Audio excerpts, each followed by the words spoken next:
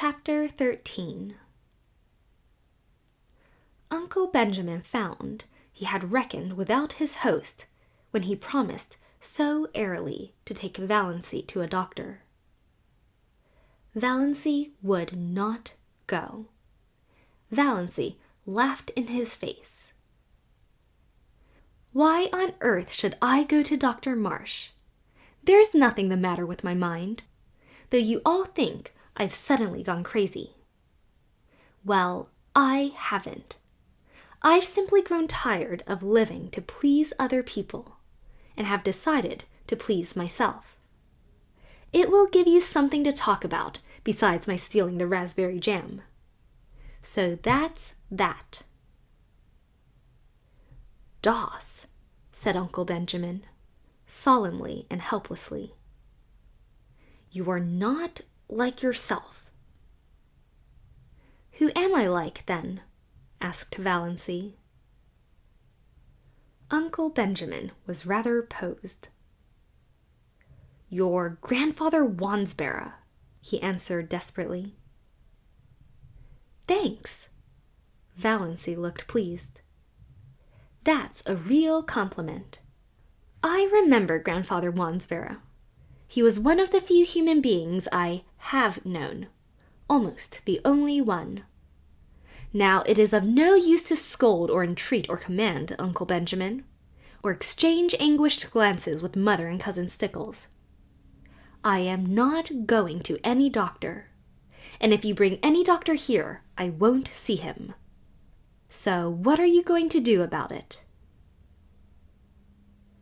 What indeed? It was not seemly, or even possible, to hail Valancy doctorwards by physical force. And in no other way could it be done, seemingly. Her mother's tears and imploring entreaties availed not. "Don't worry, Mother," said Valancy, lightly but quite respectfully. "It isn't likely I'll do anything very terrible, but I mean to have a little fun." "Fun!" Mrs. Frederick uttered the word as if Valancy had said she was going to have a little tuberculosis.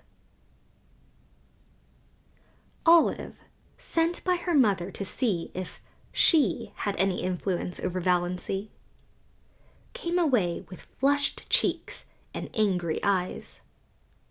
She told her mother that nothing could be done with Valancy. After she, Olive, had talked to her just like a sister, tenderly and wisely, all Valancy had said, narrowing her funny eyes to mere slips, was, "I don't show my gums when I laugh."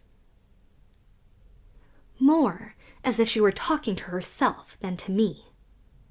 "Indeed, Mother, all the time I was talking to her, she gave me the impression of not really listening. And that wasn't all.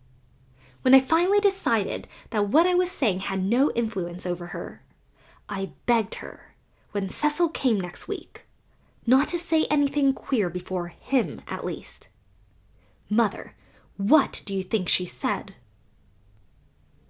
"I'm sure I can't imagine," groaned Aunt Wellington, prepared for anything. "She said, 'I'd rather like to shock Cecil. His mouth is too red for a man's.' Mother, I can never feel the same to Valancy again." "Her mind is affected, Olive," said Aunt Wellington solemnly. "You must not hold her responsible for what she says." When Aunt Wellington told Mrs. Frederick what Valancy had said to Olive, Mrs. Frederick wanted Valancy to apologize. "You made me apologize to Olive 15 years ago for something I didn't do," said Valancy. "That old apology will do for now." Another solemn family conclave was held.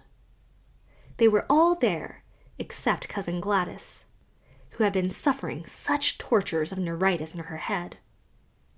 ever since poor Doss went queer, that she couldn't undertake any responsibility.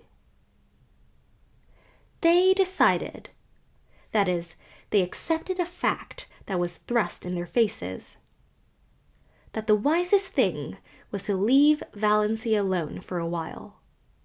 Give her her head, as Uncle Benjamin expressed it.